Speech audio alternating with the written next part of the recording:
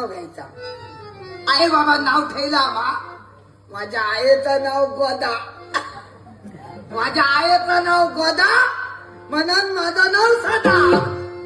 पण शिरामल्ली आईच्या तोंडावरती बघूच्या देवा सुरू करतले ते सद्य. पण यांका काय माहिती आ तुम्ही माका कितकोय सद्गो म्हणा.